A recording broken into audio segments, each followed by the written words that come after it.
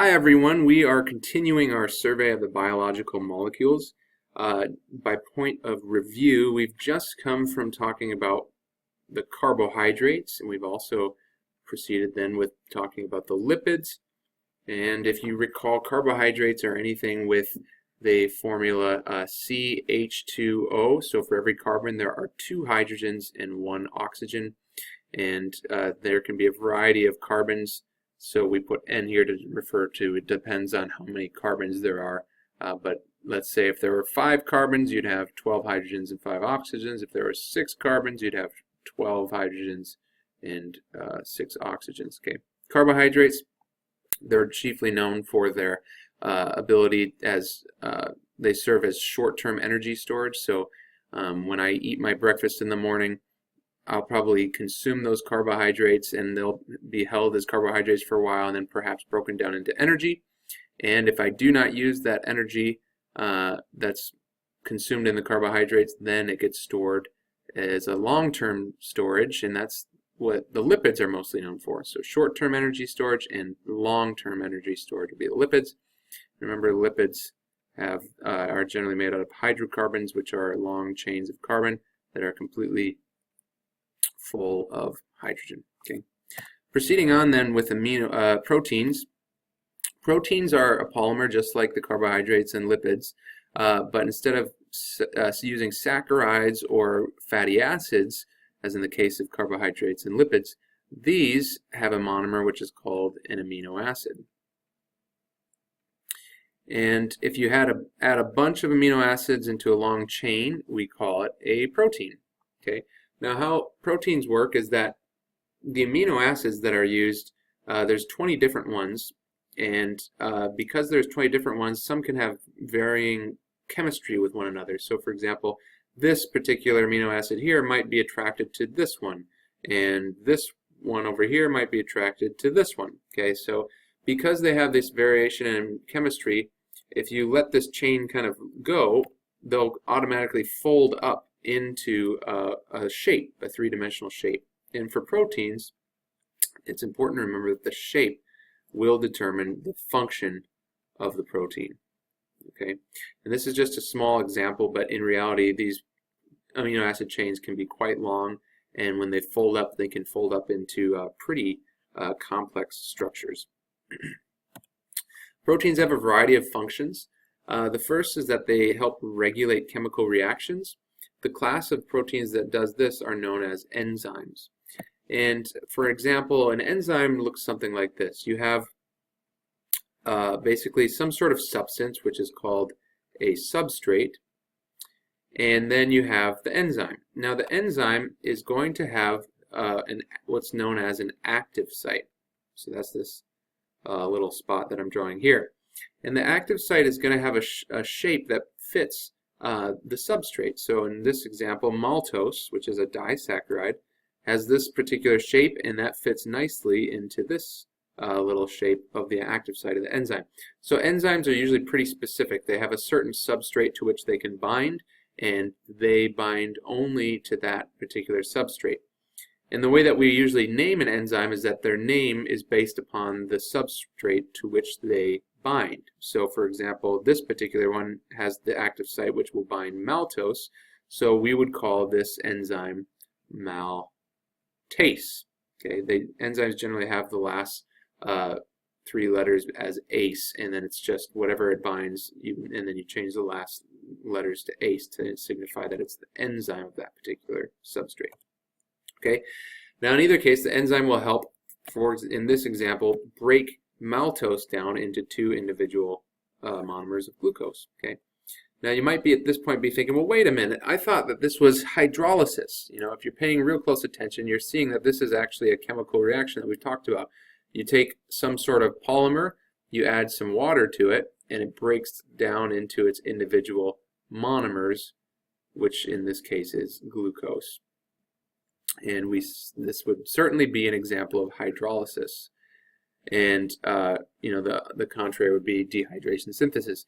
And that is true, and hydrolysis will occur on its own without the presence of an enzyme. But if you add some enzyme in there, it actually makes this whole reaction occur much faster, probably 1,000 to 10,000 to 100,000 times faster. So in that sense, enzymes can be a pretty nice tool that the cell can use to speed up stuff or slow stuff down, depending on what it wants to do. We'll learn more about these enzymes a little bit later in the course. Another thing that proteins do is they provide structural support. So oftentimes proteins will bind with carbohydrates or lipids to kind of keep things stuck together.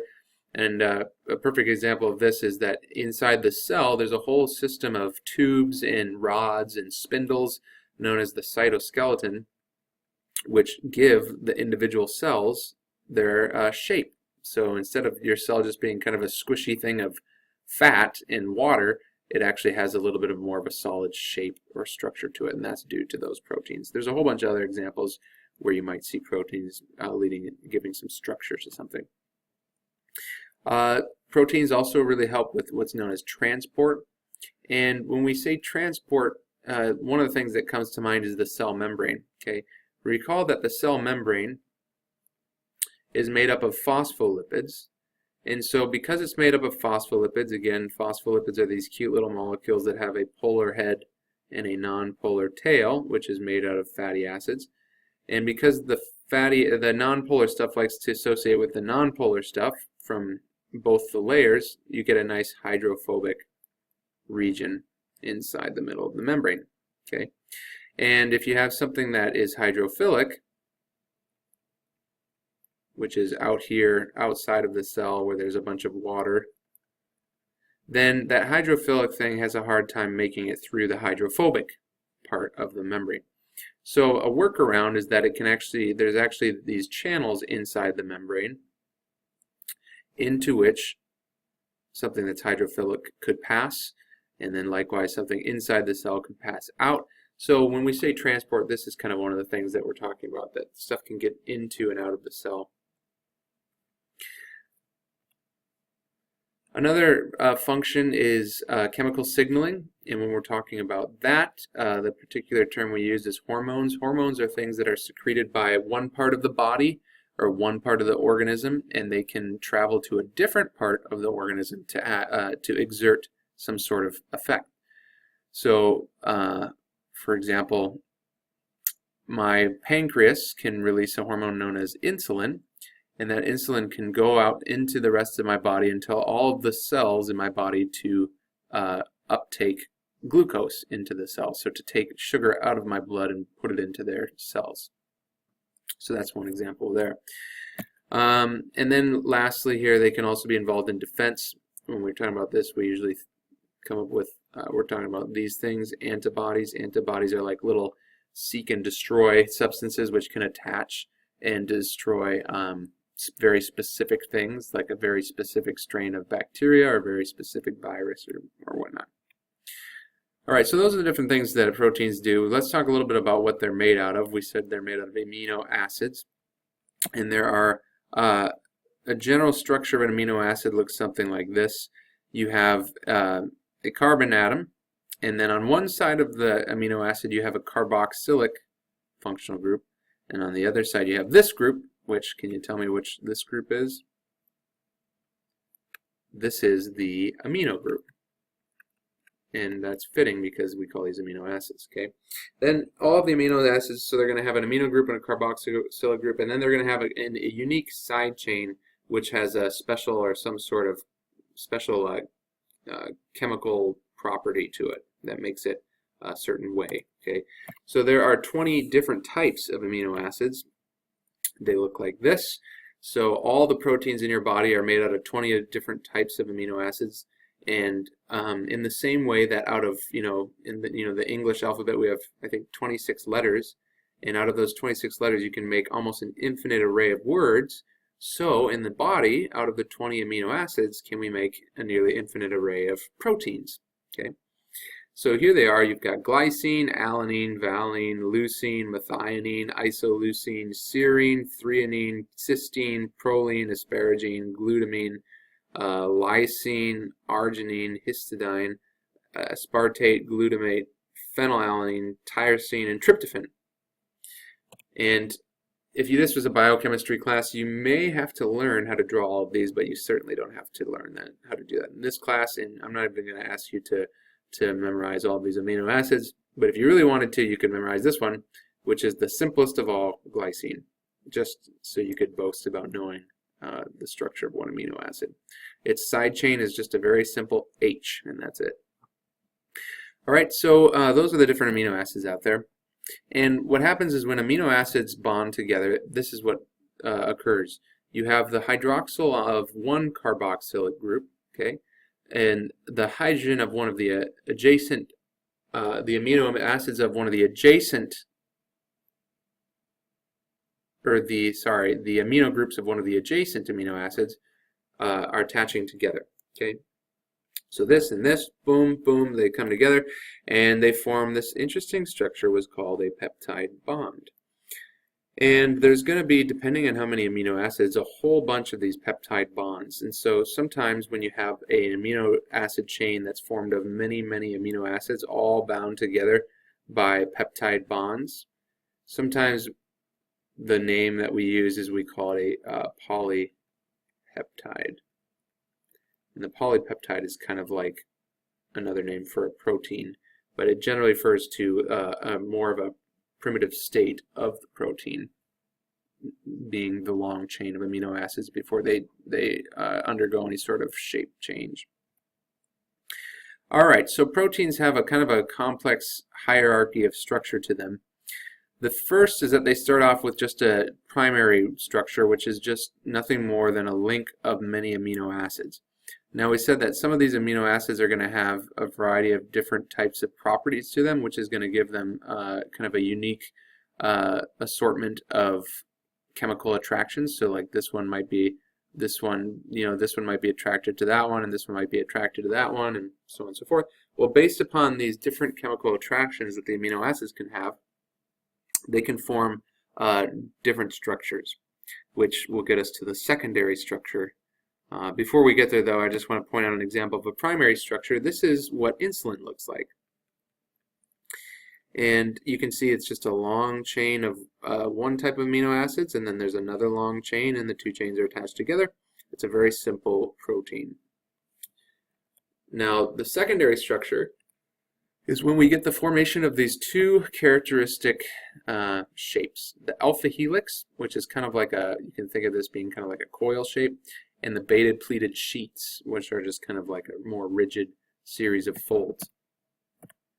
So when this long chain of amino acids starts to fold, there's a certain pattern that we see where the amino acids will actually start to coil around one another and form this type of shape. And then sometimes the amino acids just kind of scrunch together, forming the pleated sheet. So these two things will start to form. If you wanted to kind of see a little bit of an example here, here's the kind of the chain of amino acids, which is starting to kind of swirl into a coil here. On another part of the chain of amino acids, you had the kind of the pleated linking of the amino acids, and you can kind of see this is kind of the molecular scheme showing how this chemistry occurs. Generally, the alpha helix is going to be, well, both of them are usually formed because of hydrogen bonds. Okay, so that's what keeps them together. And then, furthermore, after the alpha helix and the beta pleated sheets have formed, then the whole long polypeptide, the whole long chain of amino acids can then develop more of a three-dimensional shape known as the tertiary structure. So, for example, if I go back to this picture, once we have the alpha helix and the beta pleated sheet, perhaps one part of this protein would be attached to like this part or whatnot. So the whole long chain of amino acids is developing a highly complex three-dimensional shape. That's known as the tertiary structure. There's a couple different things that would make the different parts of the protein bind with one another. It usually has to deal with the side chains of the amino acid groups. So one thing that can happen between side chains is ionic bond. You could have hydrogen bonds happening between the side chains of one amino acid and another. You could have what's called a disulfide linkage happening between one side chain of an amino acid and another, or just hydrophobic interactions. You've got two nonpolar substances that want to be next to each other. And so at this point, I always like to stop and just think about how crazy this is, that all these extraordinarily complex proteins like hemoglobin, the stuff that carries oxygen in your blood, or myosin, the thing that binds your muscles, or even the pigment in your eyes that gives it a color. All of these millions of different types of proteins, they do what they do because they have this crazy complex way of binding that's determined specifically by the shape that's formed due to the sequence, the specific sequence of amino acids that are forming the protein. So lots of complexity there. You're starting with a simple chain of amino acids, and the body kind of knows how to arrange amino acids in order to make the type of shape of protein that's needed to do something that's super highly specialized. Real quick, just FYI, if you have curly hair, the reason you have curly hair is because there's a lot of these disulfide linkages which link the proteins together to form kind of a curly structure in your hair. And if you take a shower, it breaks these momentarily so that your hair is straight, but then once it dries again, it's curly again because those linkages have reformed. Okay, and then lastly, you can have one tertiary structure of one protein and another tertiary structure of another one, and they can come together to form what's called a quaternary protein. So a quaternary protein is going to be one or two or more amino acid chains associating with one another. Here's a couple examples. This is myosin. This is the thing that makes your muscles move, and you can see that there's a complex array of alpha helices and beta pleated sheets would be here, and then it's all folded in on itself, so that's the tertiary structure. And then we can even see we've got two different chains of amino acids that are all associating. So they're indicated by the different colors here. So this is actually a quaternary structure. Another example is hemoglobin. The specific shape and arrangement of these amino acids is such that it allows the attachment of four what are called heme groups. And heme groups are these little molecular structures that have iron in them, which are attracted to oxygen. So hemoglobin is the thing that can kind of carry oxygen in your blood. And you don't have to know that. That's just kind of FYI. One last bit here about proteins before we proceed. We said that the shape is what determines the function of a protein. So what do you suppose happens when a protein loses its shape? Well, it loses its function. And that's what we mean by this word denaturing. So to denature a protein is to say that the protein has lost its shape, and consequently its function is going to be changed. This can happen for a variety of reasons. It could be a change in the pH. It could be, that's what this little symbol means here. It means change. Change in the pH could be a change in the temperature. Could be a change in the pressure. Could be a change in the what's called the osmolarity, the saltiness of something. So a variety of different things. You don't have to know these specific stuff, but just know that there's a variety of things that can change the shape of protein. And this is the very reason why we need to maintain a constant environment inside of our cells. We have to remain what's called in homeostasis.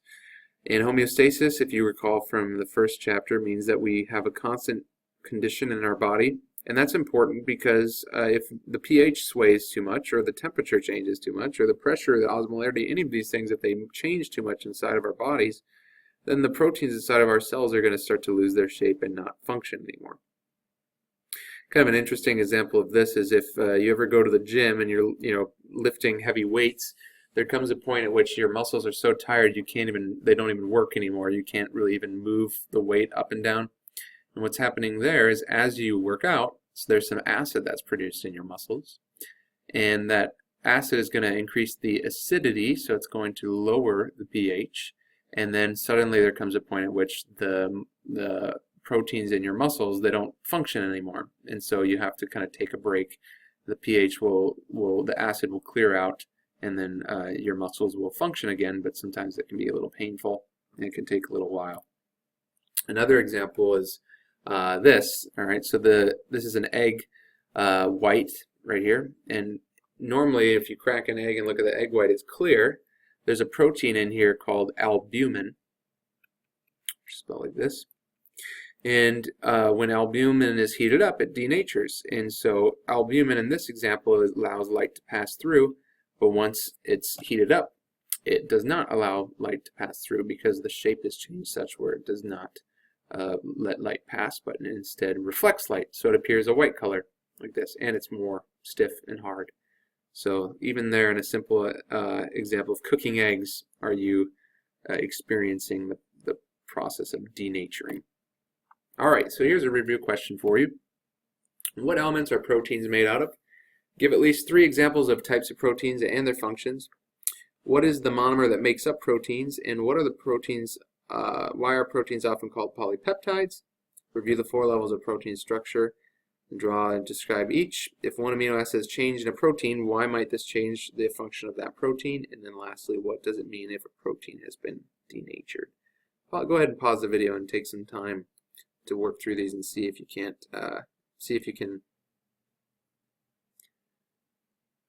All right, part A, what elements are proteins made of? Well, remember it starts with a carbon atom. And on one side of the amino acid, there's a carboxylic group. And on the other side, there is a, oops, I already messed this up. There is an amino group. So then your answer would be that they've made out of hydrogen, carbons, oxygen, and then this is kind of interesting, nitrogen. There's not a lot of nitrogen in fats or carbohydrates, so that's kind of an interesting characteristic of proteins. There's quite a bit of nitrogen and nucleic acids as well, but so keep that in mind. All right, 3 examples of types of proteins and their functions. We could have something like an enzyme. Enzyme is going to either speed up or slow down a chemical reaction. You could have something like a hormone, which is a chemical signaling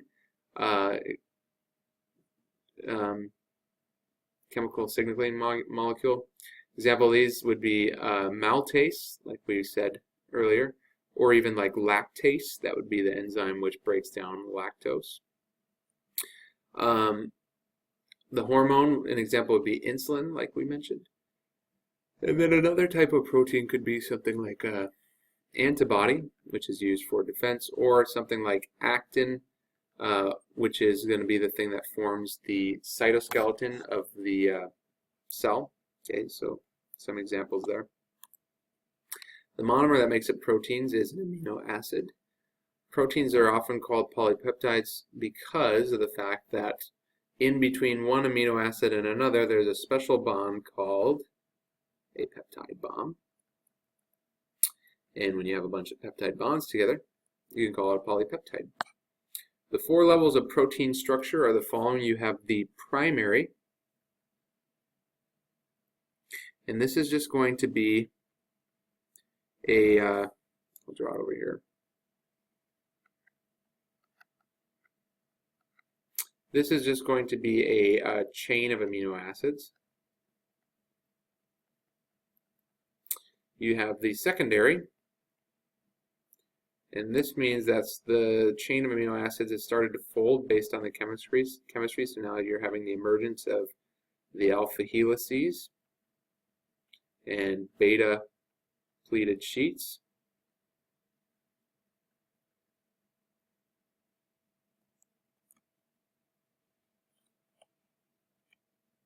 Okay. Then you have the tertiary, and this is going to be the protein is starting to develop a 3-dimensional shape. The entire polypeptide, that is, not just small regions of it, which are turning into alpha helices and beta pleated sheets, but the whole thing is going to start to have a 3-dimensional shape, and this is because of the side chain interactions of amino acids. Okay, and then we have, lastly, the quaternary. This means that there are several polypeptides associated with one another.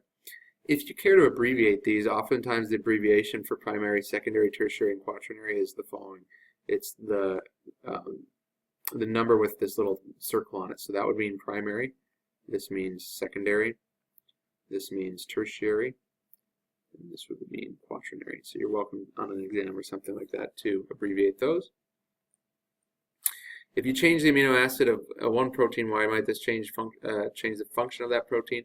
Well, the shape is determined by the series of amino acids, and so if you alter one amino acid, it can cause a slight change in the shape, and we said it's the shape that determines the function, so changing the shape would lead to a change in the function of the protein.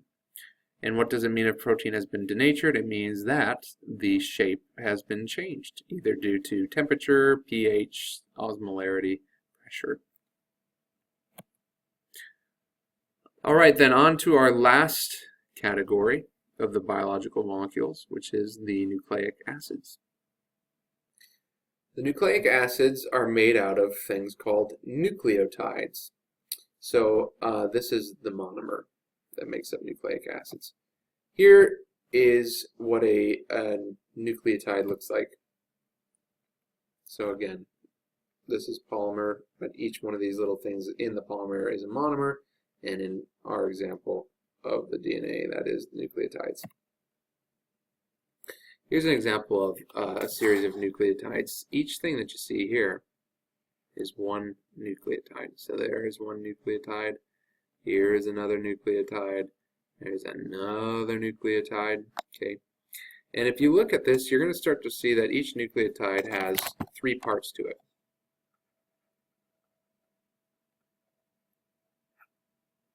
There is, and I bet you if I just asked you, you could probably spot the parts.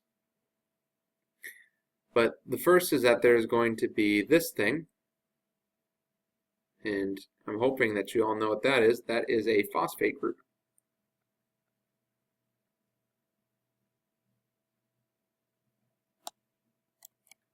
And it's the phosphate group that kind of attaches all, it's the thing that kind of forms the bridge to which all of the nucleotides are bound. So this is sometimes referred to as the phosphate backbone.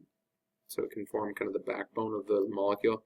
Nucleic acids such as DNA can be a really long molecule, and so they kind of need a little bit of a backbone to give them some structure. The second group then is going to be this thing here. Can you determine what type of molecule this is? Have you seen something that looks like this before? That is going to be a sugar. And particularly it's a pentose sugar, so 5 carbons. And there's a variety of different types of sugars that you might see in nucleic acids. Actually, I shouldn't say a variety, there's really only 2. And depending on what sugar it is, determines which type of nucleic acid it is. Oh, excuse me. So we have kind of 2 types of nucleic acids that we talk a lot about, DNA and RNA. You're probably familiar with DNA and a little bit less familiar with RNA. Well, DNA has this sugar that's called deoxyribose, and RNA has this sugar which is called ribose. Deoxyribose and ribose. So depending on which one of these sugars is present, if it's deoxyribose, then this is likely a strand of DNA. If it's ribose, then this is likely a strand of RNA. And here's the difference between those. And you're going to be probably a little bit startled to even see that there is a difference because they look identical from first glance. But if you look really carefully, you'll see there is a very slight difference. Right here, there is an oxygen, and right here, there is not. So that's why we call it deoxy, because one of the oxygens is kind of being deoxified, if you will. Okay. We'll talk a little bit more about the difference between DNA and RNA a little bit later.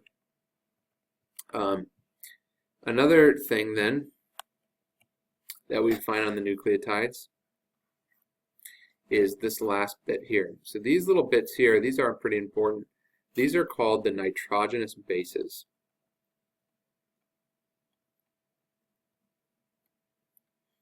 And nitrogenous bases can be characterized into 2 categories.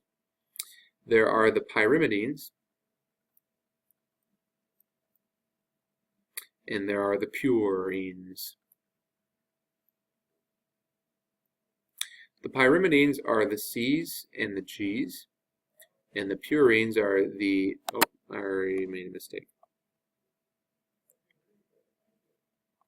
C's and the T's.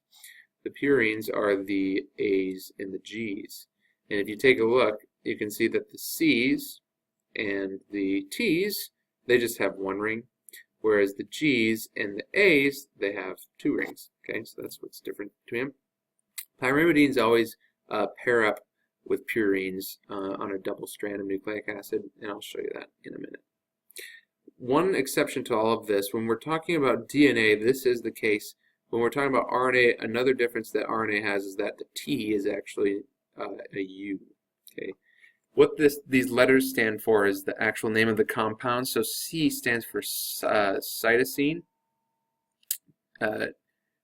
T stands for thymine, U stands for uracil, A stands for adenine, and G stands for guanine. But you can just refer to them as C, T, U, and A, and G.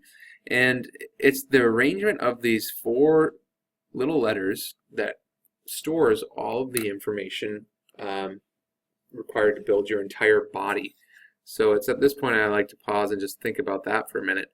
You have 4 letters, and DNA is a huge molecule. You arrange these 4 letters in a whole bunch of different combinations, and it's nothing but the mere arrangement of 4 of these types of molecules which will tell your body how to make an infinite array of proteins, and from that infinite array of proteins you develop the extraordinarily complex structure that you have.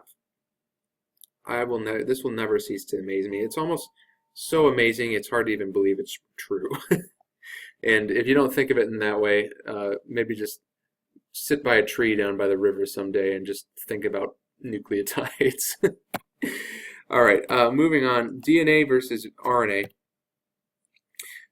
There's a good chart here that kind of sums up some of the big differences between these, and you're going to want to be able to spot these differences on the exam. Okay. The first is the function. DNA is going to be the thing that carries most of the genetic information, whereas RNA is involved more in protein synthesis, so it makes proteins. Ooh, excuse me. Tired today, I guess.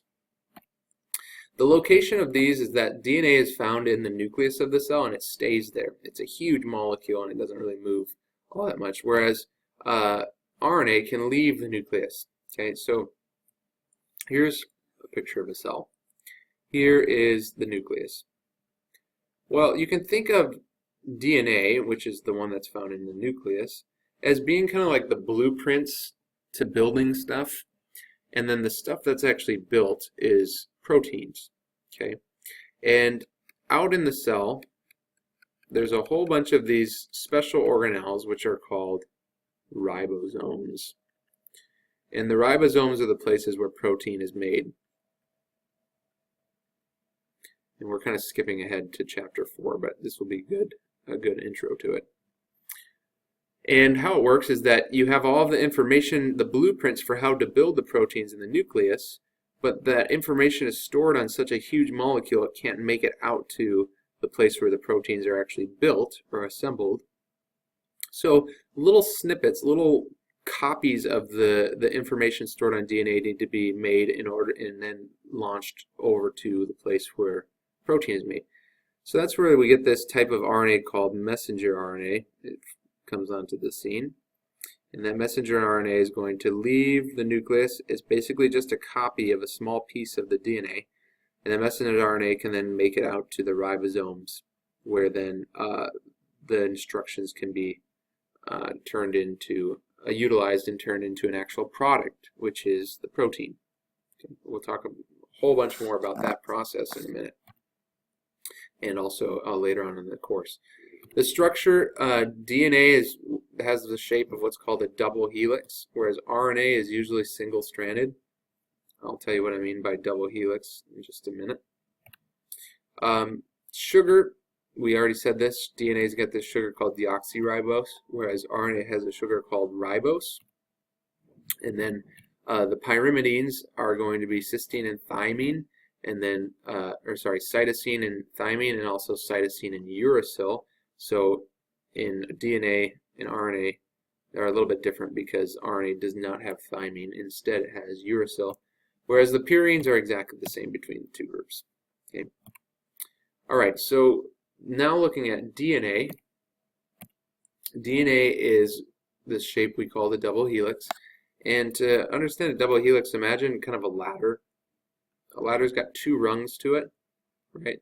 Or it's got 2 kind of supports to it, and then there's a bunch of rungs in the middle. Well, the rungs in the middle, if we're talking about DNA, this is where we find the purines and the pyrimidines, the nitrogenous bases. And so you might have one that would be like CAATGC, let's say. And then on the other side, you're going to have what are called complementary matched base pairs. So there's this rule called complementary base pairing, where C's always attached to G's and A's always attached to T's. It's just the nature of the chemistry between them. Okay, so if this was one run of the ladder and this was the other, the bases in the middle here would be G, because C always goes with G, T, because A always goes with T, another T, T and A always go together, so on this next one it would be A, C, and G. Alright, and then these two sides of the ladder are usually bonded together with hydrogen bonds. Now if you have this ladder then, and you twist it, then you have the shape of the double helix. So now you're starting to see kind of this thing. It's really just, think about it as being a twisted ladder, and then each of these little rungs of the ladder are a base pair of nucleotides, or a base pair of a pair of nitrogenous bases. Okay. If you wanted to see kind of how the rungs of the ladder are bound together, here's kind of a diagram that shows you. Again, this would be the phosphate backbone, and if we're talking about double-stranded nucleic acids such as DNA, you're going to have one backbone and another backbone, and then the two strands are bound together through these, which are the hydrogen bonds. And a pyrimidine such as thymine always attaches to a purine, adenine, and the purine guanine always attaches to the pyrimidine, cytosine, and vice versa. Okay. One last bit here about RNA, and then we'll be done. RNA, there's a whole bunch of different types to it, and I already introduced you to messenger RNA. This is the thing that takes the information of information stored in the nucleus and brings it out to the site where proteins are made. But the process of making protein is also going to utilize these other types. And I'll just make a few notes about them. Okay, so messenger RNA, we said, is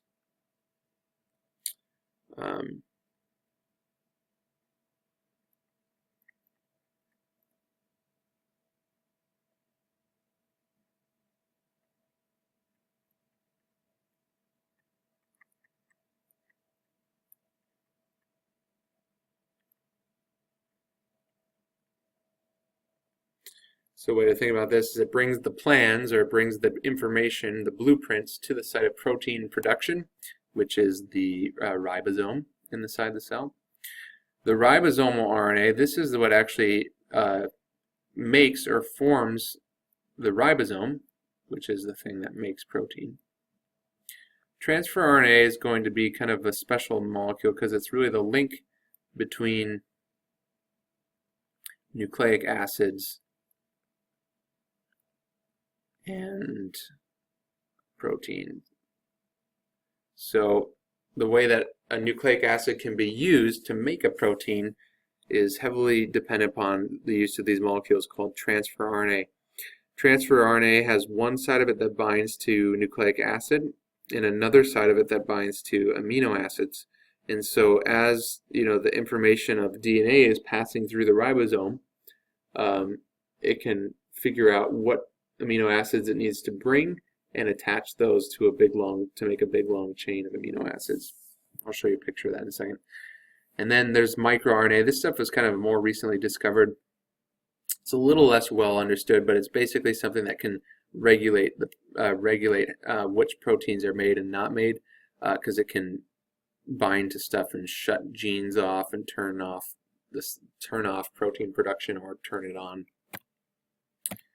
Alright, so here's kind of a picture that shows the whole long process. This is a really important process called translation, and we'll talk probably a whole chapter about it later in this semester, but for now I just want to introduce kind of a brief picture here.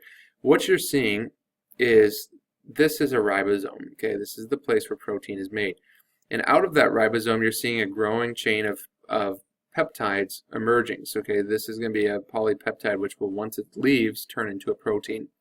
Now, the way that this chain is made is that this molecule, messenger RNA, which is basically a copy of DNA, which is small enough so it can leave the nucleus of the cell, it is going to be fed through this ribosome. And as it's fed through the ribosome, you have a whole series of transfer RNA molecules, these things here, which will recognize and bind to these different, they're called codons. They're basically a series of 3 nucleotides, okay, 3 nitrogenous bases. So for each one of these series of 3 nitrogenous bases, one transfer RNA is going to be bound to it. Now, each one of these transfer RNAs, when it's attaching to here, is going to have with it an amino acid. So when you look at this little thing here, let's say this is the transfer RNA. It's bound to the messenger RNA, and it's also carrying with it an amino acid. And then as this continues to move through it, the amino acid gets linked onto the chain, so then it gets one bigger. And then as this continues to feed through, another amino acid or another transfer RNA will come, and another amino acid will be added, and then it just keeps proceeding. In no time at all, you have a pretty long amino acid chain popping out of the ribosome, and then it again will fold into a protein and go do its thing. So those are kind of the different types of RNA. Again, these are more involved in making proteins, whereas DNA is more just kind of the database. It's kind of the place where the information is stored. Right, our final review question. What are the elements that nucleic acids are made out of? Give 2 examples of a nucleic acid and its main function in the cell. What is the monomer that makes up nucleic acids? What are 3 parts of one nucleotide? Describe how nucleotides form the DNA double helix structure. Go ahead and pause the video and see if you can work through these, and I'll tell you what the answers are. Alright, let's take a look at part A. For starters, what elements are nucleic acids made out of? Well, they have phosphate groups on them, so there's going to be quite a bit of phosphorus, and phosphorus is one of the things that makes nucleic acids a little bit more unique. Nucleic acids have a lot of phosphorus in them. You know, there's going to be phosphorus and phospholipids too, but it's kind of phospholipids and nucleic acids are the things that have phosphorus in it. Then, of course, they're going to have some carbon in them. And then a whole bunch of nitrogen actually too, because they have those nitrogenous bases, and then probably some oxygen and hydrogen. Okay, so it's the presence of nitrogen and phosphorus which was going to make the nucleic acids a little bit unique. Examples of nucleic acid and the main function in the cell: we've got DNA and we've got RNA. DNA stores info. Stores information. RNA helps make proteins. The monomer that makes up nucleic acids would be a nucleotide. Okay, this thing here. And the parts of the nucleotide, we remember we've got a phosphate group.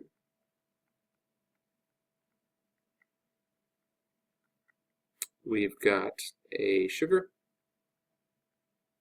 Pentose sugar, and depending on what the sugar is, determines what type of nucleic acid we're talking about. And then lastly, a nitrogenous base, of which there are the pyrimidines and the purines. Purines are A and G, pyrimidines are C and T. Alright, describe how nucleotides form the DNA double helix. Well, basically you've got 2 chains. There are 2 kind of lengths, and then there's a whole bunch of nitrogenous bases. And the nitrogenous bases of one long chain are attracted to the nitrogenous series of nitrogenous bases on the other, and this is due to hydrogen bonding. Okay, so a C would be attached to a G. G's are always attached to C, and then A is always attached to T's. Okay, so that's how the chains are formed, and then it's going to bend in a circular fashion to form the double helix. And this will conclude our Chapter 3 on biological molecules.